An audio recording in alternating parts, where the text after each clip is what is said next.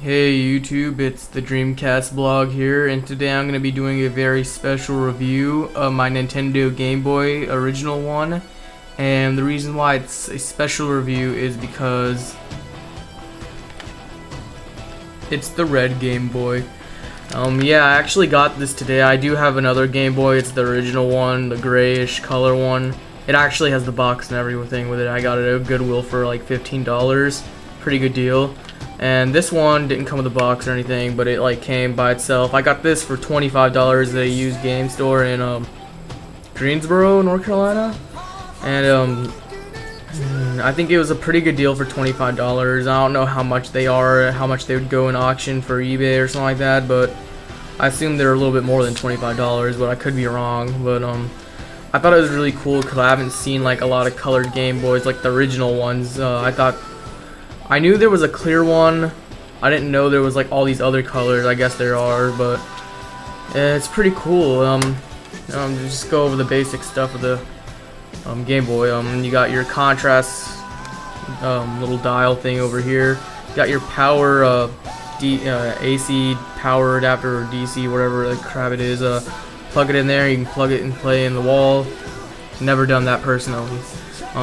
On the front you got your Nintendo Game Boy, really nice. It's really good condition Game Boy. You got your D-pad, your B and A buttons, start, select, all your basic crap. And then you got your volume rocker here, and you got a little extension port which you could use to add like a link cable, I guess, to play games that require two Game Boys, like Pokemon. And I'm 16 years old, and I like Pokemon. You know, if you're gonna say something about it, that's your own opinion, but I like Pokemon. It's the funnest game in the world. And I actually have this peak yellow version. I actually just got this today with the Game Boy. It came with it. I had yellow a long time ago. It was actually my brother's because he's older than me, and he had this before me, and he gave it to me. And I love this game so much, but then I sold it, I think, at a yard sale. And then I just got this today, so I plan on I'm gonna play this. I've already started a little bit, but I'm gonna be playing that. And on the back here, you got 1-800-255-3700, the 1-800 number for Nintendo. Not sure if that still works or not.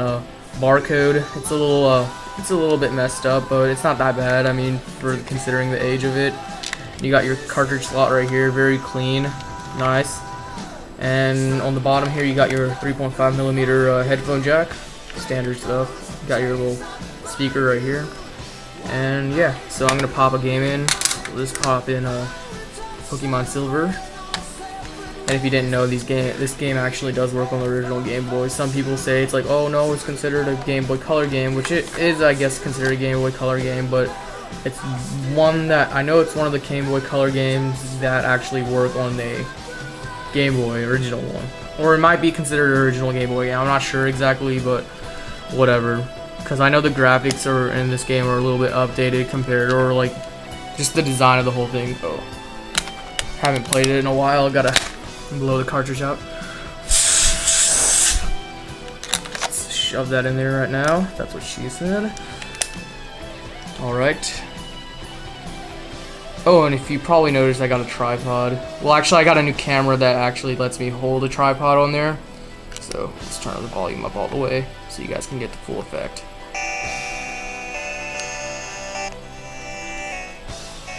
New game?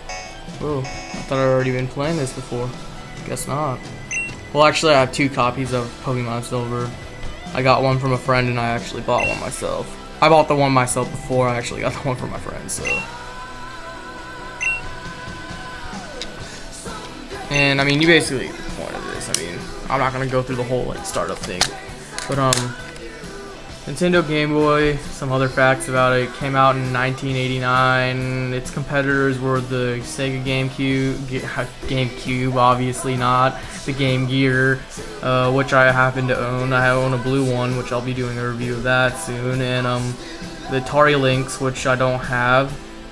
And I plan on getting hopefully one day, but I don't know when I'll get it. But anyways, yeah, Sega Game Gear tried to compete against this. It actually had a decent lifespan, but a lot of people chose the Game Boy over its cheap price.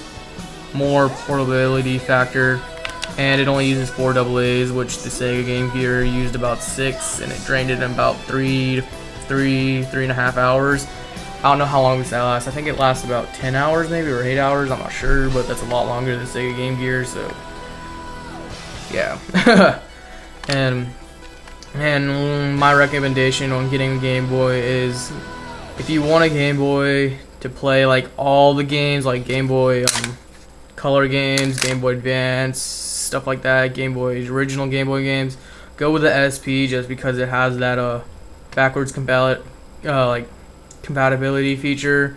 But if you're collecting, go with these. I would suggest you getting all the Game Boys, but just to start out, get the SP or something, or the Game Boy Advance. Either one's fine. But these are always fun to have, just because I still play this a lot. Like my other one, I have 2 of these. I have this red one I just got today, and the gray one that's actually in the box. Well, it was in the box.